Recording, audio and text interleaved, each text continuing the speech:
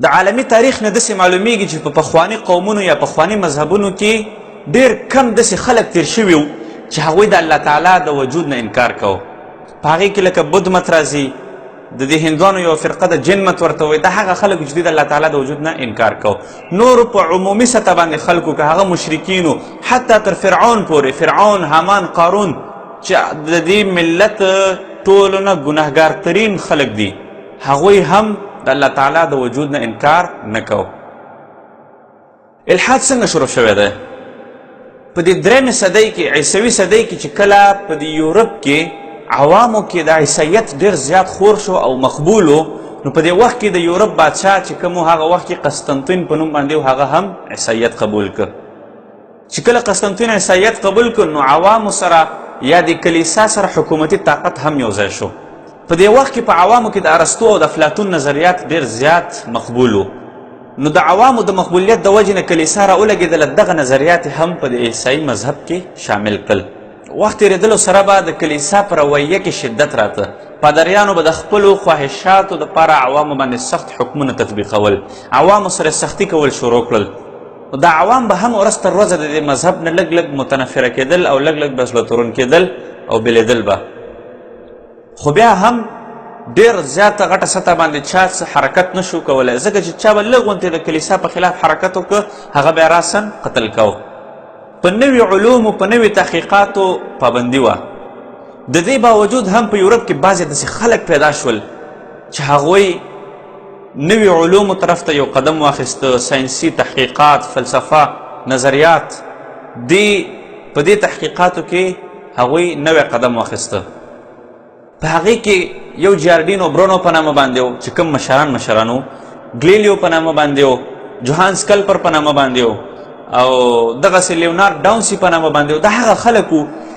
چې دوی ابتدا په یورپ کې د ساینس او د فکر او د تحقیقاتو وکړله. مذهب چې کله دا وکته چېرې دغسې نوي محققین پیدا شوي دي، د دې نوي محققینو ټولو نه غټ اقدام اول دا و چې دوی د ارسطو او د افلاطون هغه نظریات ټول رد کړل کوم چې پخواني وو، د هغوی فکر او فلسفه ټوله رد کړله. نو کلیسا دغه رد دی په مذهب باندې تنقید وګاڼه. نو کلیسا راولګېدله د دوی خلاف،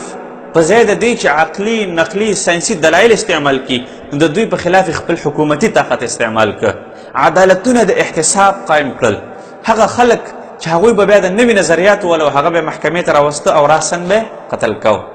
په دې کې لکه جاردینو برونو چې کوم و دی محکمې ته راوسته او په ده باندې چې دغه ثابته شوله چې دی محقق دی او نوي فکر او نوي فلسفه لري، نو دی ژوندی اورته واچو. خو خلکو کې لا د الحاد ابتدا نه وه شوې. چې کله عوامو دا وکتل چې یاره دا پادریان دا په دې خلکو باندې ظلمونه کوي، دا کلیسا د خپلو مفاداتو دپاره هر کار کوي، نو دا خلک ورځ تر ورځه نور هم د دې مذهب نه بېلېدل او د فکر او د ساینس او محققینو طرف ته به نږدې کېدل. نتیجه دا راووتله چې خلک مکمل د الله تعالی نه، خلک مکمل د اسماني خالق نه، خلک مکمل د مذهب نه انکاري شول. چېرې مذهب خو نشته، دا مذهب خو چې دا خو دوی د خپل ځان لپاره استعمالوي. په دې وخت کې دوه تحریکونه نور هم وچلېدل، د رنسانس او ریفارمیشن په نوم باندې. د هغه تحریکونه چې دوی د عوام په ذهن کې دا خبرې واچولې چې یاره کلیسا د خپلو مفاداتو دپاره هر کار کوي او اصل شی ساینس دی، تحقیقات دي، نظریات دي، فلسفه ده، باید چې موږ تاسو په دې باندې سوچ وکړو. چې کله عیسایانو دا خبره وکتله نو په دې عیسایانو کې بعضې داسې خلک چې هغوی به ځان ته ښه خلک ویلې لږه او تقواداره به ځان حسابو. نو په دې کې د مارټن لوتر په قیادت کې څه عیسایان د دې کمزورو بد اخلاقه عیسایانو نه رابیل شول او یو تحریک یې بېل جوړ کړو چې پروټسټنټ تحریک په نامه باندې یادیږي. مارټن لوتر خپله دا هم جرمني و او اوسه پورې په جرمني کې پروټسټنټ شته دی. دا چې کوم باقایه پاتې شول هغې به ځان ته رومن کیتولک ویلی او اوسنی پاپ بینډیکټ چې کوم دی هغه هم رومن کیتولک دی. وخت تېرېدلو سره په 1911 کې یو بل ساینسدان چې ځان ته محقق ویلی د ډیوډ هیوم په نوم باندې هغه را پیدا شو. هغه ویل چې الله تعالی شته دی، کائنات هغه جوړ کړي دي، خو نور څه ضرورت نه لري چې انسانانو ته څه هدایت ورکړي او انسانیت د الله تعالی په احکاماتو لاړ شي. نو دې وخت کې د ډایزم یعنې د الحاد یوه شعبه ده، د هغې بنیاد یې کېښوسته. وخت تېرېدلو سره 18مې صدۍ ته خبر راورسېدله په دې وخت کې بعضې خلک داسې پیدا شول چې هغوی وویل یاره دا مذهب دې هم وي، مذهب دې هم وي، ځکه چې که اوس فرض که ټول عوام د دې مذهب نه انکار کوي نو چونکې عیسایانو هم یو څه نه څه قوت شته دی نو هغوی به زموږ په خلاف راپاڅېږي او یو افراطفري به شروع شي. نو دوی داسې کار وکړه د ملحدینو کې بعضې خلکو هغه ویل چې دا مذهب هم شته دی خو دا به د کلیسا پورې محدود وي، نه به په حکومت کې څه کار لري، نه به د عوامو په رهن سهن او په طور طریقو مړي ژوندي کې څه کار لري، او بس صرف کلیسا پورې به محدود وي. څوک چې کلیسا ته ځي عبادت دې کوي بیرته یې راوځي مذهب د عمل ته پرېږدي. او دا هغه اولنی قدم او بنیاد و چې د سیکولریزم کېښودلی شو. د دې وخت نه سیکولریزم شروع شوی. نو معلومه دا شوله چې د سیکولریزم بنیاد دا ملحدینو ایښی ده او دا الحاد د وجې نه ایښودلی شوی ده. وخت تېرېدلو سره د عوامو په ذهنونو کې د عوامو په زندګۍ کې ډېر قسمه مشکلات او مسایلو چونکې عوامو مذهب هم پرېښی و الله تعالی هم پرېښی نو د دوی طور طریقې سزاګانې عدالتونه قوانین حکومتي قوانین دې ته ضرورت و اقتصاد ته دې ټولو شیانو ته ضرورت و. نو په دې ملحدینو کې بعضې خلک چې د انجلز په نوم باندې د مارکس په نوم باندې د سمیت په نوم باندې دغه لکه د الفراید په نوم باندې دغه خلک را پیدا شول او د الحاد دا کمی هم پوره کړ. په 1809 کې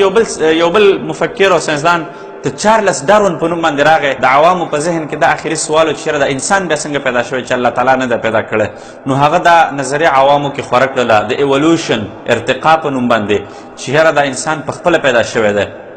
او دا چا نه ده پیدا کړی دا سپیشیز و. بیا د خیره سره دې نه بعد چینجی شو او بیا دا شو بیا دا شو بیا شادوګک شو چمبینزي شو د هغې نه پس انسان جوړ شو.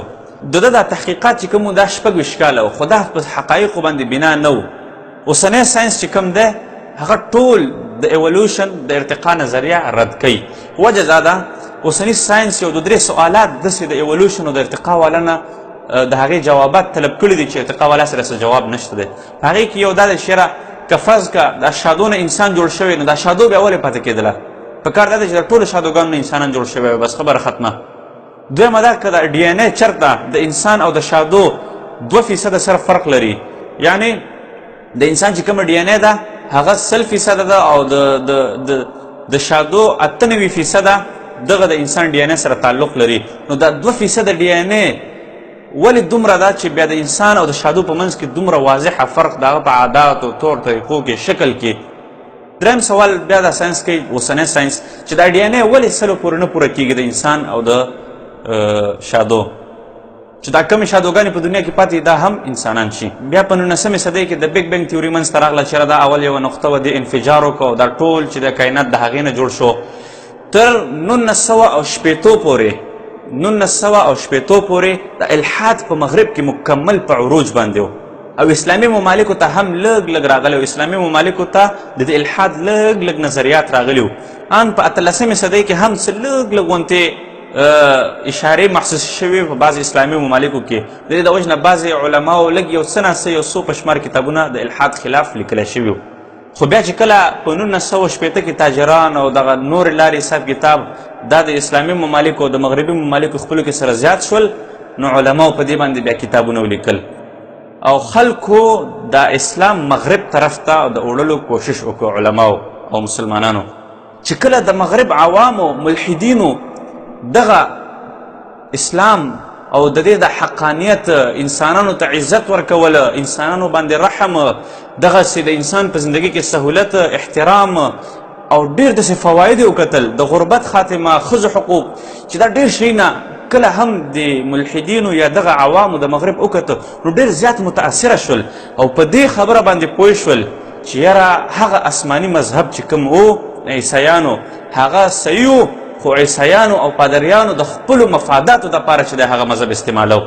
نو ډېر تعداد باندې خلک اسلام ته راواوښتل او دا هغه وخت چې الحاد بلکل ځای په ځای ودرېده. د 1960 نه دې خوا ته الحاد بیرته په کمېدلو باندې شو. تر نن تاریخه پورې الحاد ډېر زیات راټیټ شوی دی او نور هم چې دی ښکته روان دی. او دا هغه وخت چې په دې وخت کې علمي ملحدین ختم و. بیا نوي نظریات د الحاد نه راتلل. چا به د الله تعالی په عدم موجودیت څه دلیل نشو لیکلی او نه به یې شو ویلی ځکه چې زموږ علماو هغوی ته جوابونه ورکړي وو. په هر یو موضوع باندې په لسګونو کتابونه ورته ولیکل. خپله ساینس نن نن وخت کې ساينس خپله په دې باندې چې دی ډاکټر ایل سیلور په نوم باندې یو ډاکټر دی د امریکا او هغه د سپاینل کارټ د انسان د ملا دا تیر چې کوم دی د دې ډاکټر دی هغه وایي چې ما ته څونه اندازه لګېږي کتاب یې لیکلی دی د هیومن آر ناٹ فرام دس ارث هغه ویلی دی و چې ما ته څومره اندازه کېږي د دې انسان د ملا د مرضونو نه د انسان د دې ځمکې نه دی او نه انسان دلته په خپله پیدا شوی دی بله خبره زه تاسو ته وکړم د ساینس مشاهدات او تحقیقات دا ګورې حتمي نه دي او نه ساینس دا کولی شي چې د الله تعالی وجود او عدم وجودیت دا د خپلو تحقیقاتو او د شواهدو په ذریعه باندې ثابت کړي په دنیا کې داسې ډېر شی نه دی چې ساینس تر اوسه پورې نشي ثابتولی په هغې کې تاسو وګورئ لکه اوس مثال په طور باندې سټون هینګ شو په لندن کې چې کوم دی یا دغه د احرام مصر چې کوم دی دا درې غټې غونډیګانې چې کوم دي دا د فرعون په وخت کې جوړې شوي دي نن ساينس په دې باندې تحقیق کوي 13 کلونو نه په دې باندې تحقیق روان دی 13 کلونو نه په دې باندې تحقیق روان دی چې دا څنګه جوړ شوی دی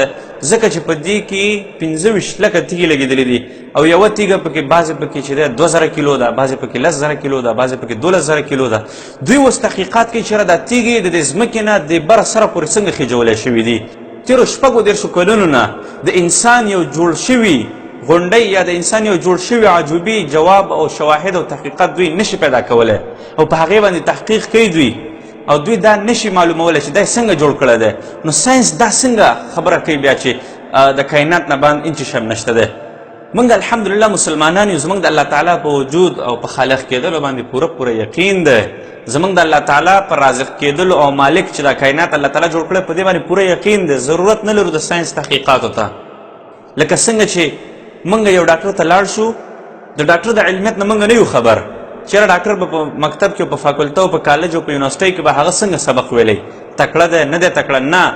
موږ په هغه باندې یقین وکړو د هغه په عقل او په علمیت باندې غایبانه یقین وکړو او هغه ته ټول ځان حواله کړو بیا چې راته ډاکټر که یو بوتل دوای راکړه که 2 ګولۍ راکړې که 3 ګولۍ راکړې موږ هغه ګولۍ هم نه پیژنو غایبانه موږ په هغې باندې یقین کوو هغه استعمالو